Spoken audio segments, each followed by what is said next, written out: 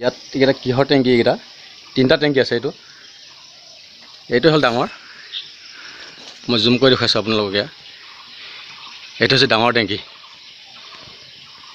আৰু এই দুটা সৰু সৰু টেংকি তিনিটা আছে মই উঠি যাওঁ ওপৰলৈ এবাৰ জখলা আছে জখলা দি উঠি আহিছোঁ তলৰ পৰা কৃষ্ণ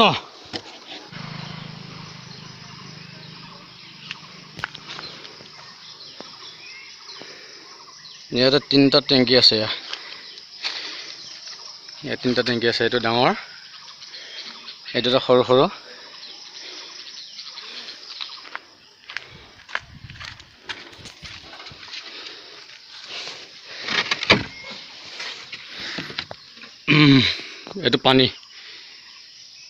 এইটো পানী টেংকি হয়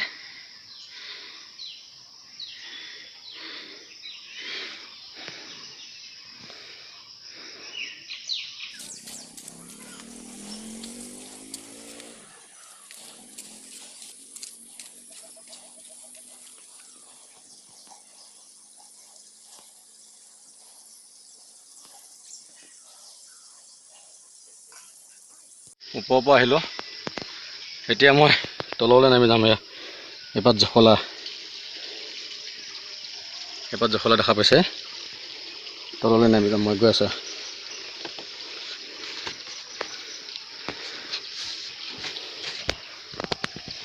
ইয়াত ৰিক্সাত যাব লাগে আৰু উঠিব লাগে ৰিক্সাত ন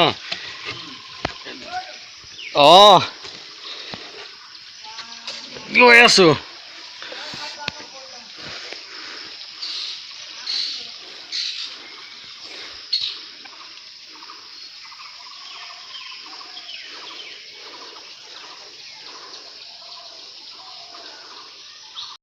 নমস্কাৰ যোনটি ব্লগছলৈ আপোনালোকক স্বাগতম জনাইছোঁ আপোনালোকৰ মৰম চেনেহ আশীৰ্বাদ মই বহুত আনন্দ পাইছোঁ আৰু এই মৰম চেনেহ আশীৰ্বাদ ভৱিষ্যতলৈ পাই থাকিবলৈ মই আশা কৰিছোঁ আৰু মোৰ আপোনালোকৰ অনুৰোধ ক্ৰমে মই যিমান পাৰোঁ ভিডিঅ'বোৰ দিবলৈ চেষ্টা কৰিম এজন শিক্ষিত যুৱক পাপু বুলি মাতোঁ তেওঁৰ সৈতে আমি কথা পাতিম তেওঁ সবিশেষ জনাব এই মীন পালন ফাৰ্মখন কেনেকৈ তেওঁ প্ৰতিপালন কৰি আছে আৰু মাছ কেনেকৈ সংৰক্ষণ কৰে ক'ৰ পৰা কেনেকৈ আনে ইয়াত কেনেধৰণে তেওঁ মাছটো বিক্ৰী কৰে তেওঁ সবিশেষ জনাব আমি আহোঁ তেওঁৰ ওচৰলৈ তেওঁ হৈছে মোৰ নাম নৱজ্যোতি দেৱনাথ এই প্ৰথম বছৰ হয় আৰু এই মানে সম্পূৰ্ণ হৈ উঠাগৈ নাই এতিয়াও মানে অলপ বহুত বাকীয়ে আছে তথাপি এইবাৰ ধৰি লওক আমি ট্ৰাই কৰিছোঁ কিমানখিনি আগবাঢ়িব পাওঁ বুলি চেষ্টা কৰি চাওঁ বা মানে প্ৰজেক্টটোত ছাকচেছ হ'ব পাওঁ নে নোৱাৰোঁ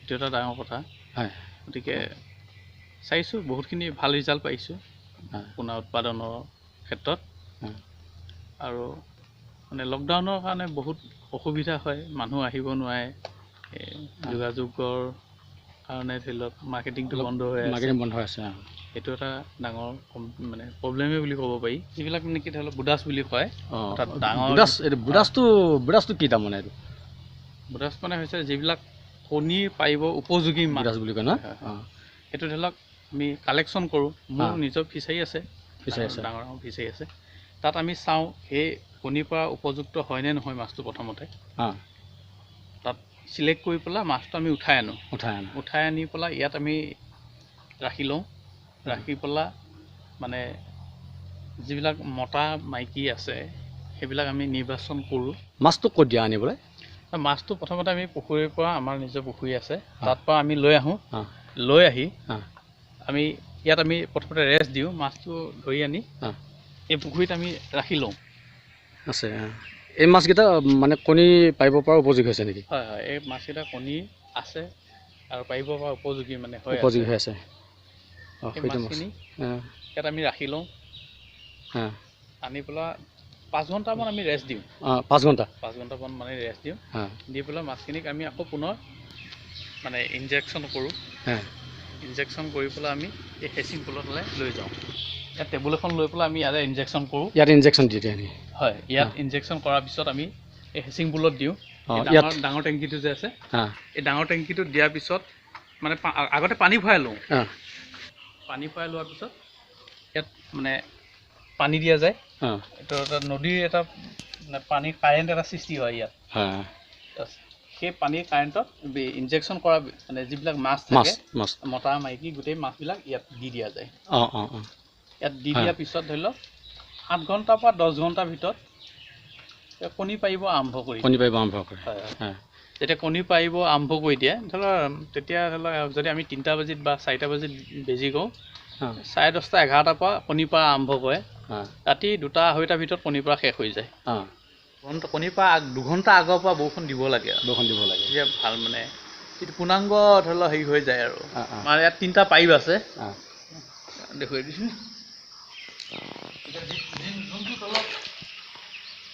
যোনটো টেংকিত আমি পঠাব লগা হয় আমি এইটো টেংকিত আমি কণীখিনি নমাই এইকেইটা কিহৰ কাৰণে দিয়া হৈছে ইয়াত? এইকেইটা মানে যিকেইটা মাছৰ যেতিয়া কণী পৰা শেষ হৈ যায় তেতিয়া কণীটোতো যাব লাগিব। তেতিয়া কণীটো এই আমাৰ তাত সৰু সৰু টেংকি 2টা দেখিলে এই 2টা টেংকিৰ ভিতৰত যোনটো টেংকিত নেকি আপুনি ধৰি লওক কণীটো নমাব বিচাৰে সেই টেংকিটোলৈ ভাগ চিষ্টেম আছে, ভাল্ভ আছে, ভাল্ভটো খুলি দিয়াৰ লগতে কণীখিনি সেইটোলৈ গুচি যাব। বোলে ইফালৰ টেংকিটোত আমি সৰু টেংকিটোত ইফালৰ টেংকিটোত আমি বোলে কণীখিনি নমাই দিম। কিন্তু এইফালৰ ভাল্ভটো খুলি দিলে ইয়াত নামিব দৰকাৰ নাই আৰু তাতে গুচি যাব নিজে নিজে অট'মেটিক। আচ্ছা, এইটো পানীটো বাহিৰৰ পৰা আহি আছে এইটো মানে বেছি হ'বৰ কাৰণে মানে মই মাৰি দিছিলোঁ। এই মানে পানী পূৰা ঘূৰি থাকে। সেইটো মানে ৰানিঙে যায় মানে পানীটো যিমান স্পীড হ'ব ঠিক সিমানে মানে এইটো গোটেইটো মানে টেংকিটোৰ চাৰিওকাষে ঘূৰি ইয়াত মানে সোমাই যাবগৈ। ইয়াতে 2টা মেচিন ৰাখিছে, এটা হৈছে ডিজেল মেচিন আৰু এটা হৈছে কাৰেণ্টৰ মেচিন। মানে কাৰেণ্ট থকা সময়ত ডিজেল মেচিন ব্যৱহাৰ নকৰে আৰু কাৰেণ্ট নথকা সময়ত তেতিয়া ডিজেল মেচিনটো ব্যৱহাৰ কৰা হয়। আচলতে এই চাৱাৰকেইটা চলাবলগীয়া হ'লে পানী ফুল লাগিব, টেংকিত ফুল থাকিব লাগিব। ওপৰতে টেংকি আছে, এইটো মই দেখাইছোঁগৈ আপোনালোকক। এইটো টেংকি হয়। এই টেংকিটো যেতিয়া মানে আপোনাৰ খুলি দিব, খুলি দিয়াৰ লগে লগে পাইপেদি আহি ইয়াৰ ভিতৰত মানে এই চাৱাৰটো, এইটো চাৱাৰ হয়, এই চাৱাৰ দিয়ে মানে পানীটো আহি যায়। এয়া চাওক, মই দেখাইছোঁ এয়া যিটো কৃত্ৰিম বৰষুণ, আমাৰ মাছটো ইয়াত থাকিলে নহ'ব, বৰষুণৰ এটা প্ৰভাৱ পৰিব লাগিব ইয়াত।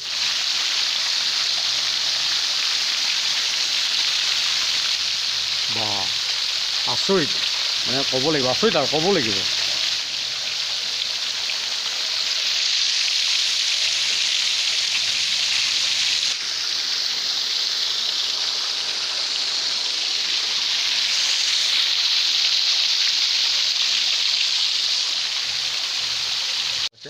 এইটো চাৱাৰ, এই চাৱাৰটোৰ ওপৰৰ পৰা যিটো পানী পৰে মাছৰ গাত, ফোনটো পোৱাৰ পিছত মানে বেছি সময় নালাগে, 2 ঘণ্টা এনেকৈ ধৰি লওক পানী বৰষুণৰ কৃত্ৰিম হেৰিটো দিয়াৰ পিছতে এই পানীটো পৰি থাকিলে তেতিয়া মানে পোৱাৰ পিছতে মানে অলপ কণীৰ পৰা আৰম্ভ কৰে।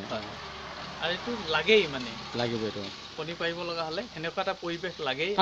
নদীৰ যিটো সোঁত, নদীৰ সোঁতটোত মাছটো থাকিও যিটো এটা হেৰি পায়, আমোদ পায়, ঠিক তেনেকৈ সোঁত এটা ইয়াত ভিতৰতো হৈ থাকে সম্পূৰ্ণ।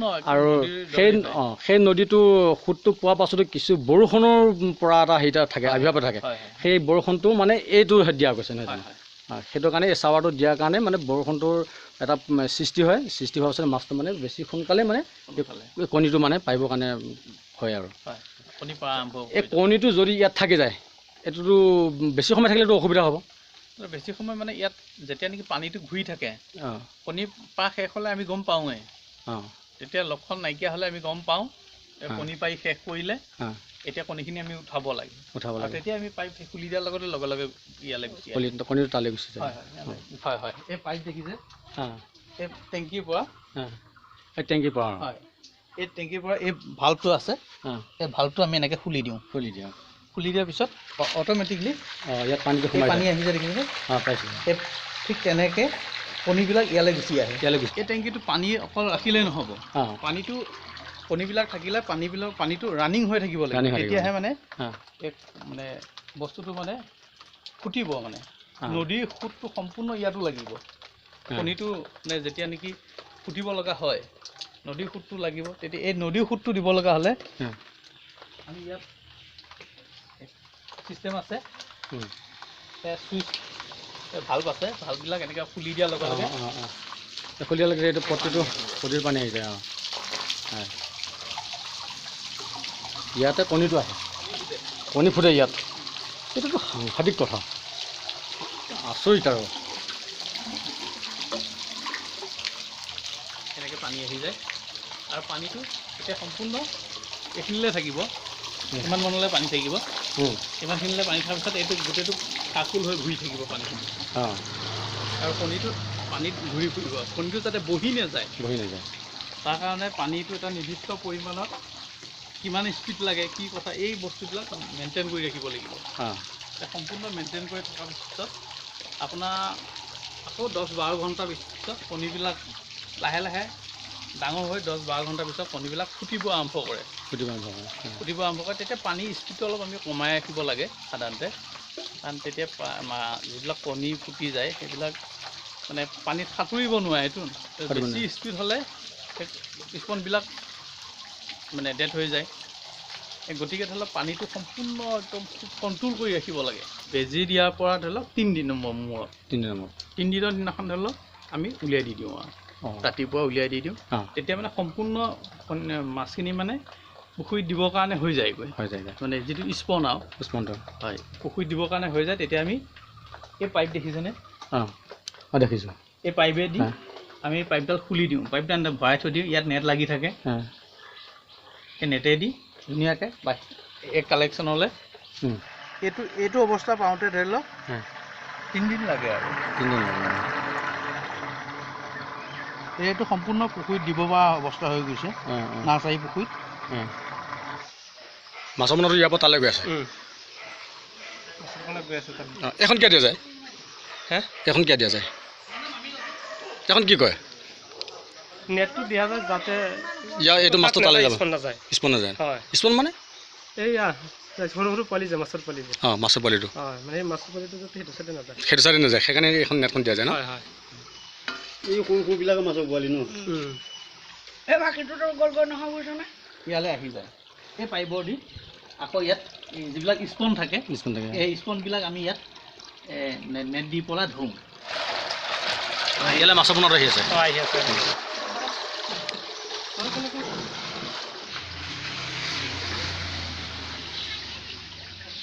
ইয়াত যিমান পোনা আছিলে গোটেই পোনাখিনি এই পাইপৰ ভিতৰেদি তালৈ গুচি গ'ল।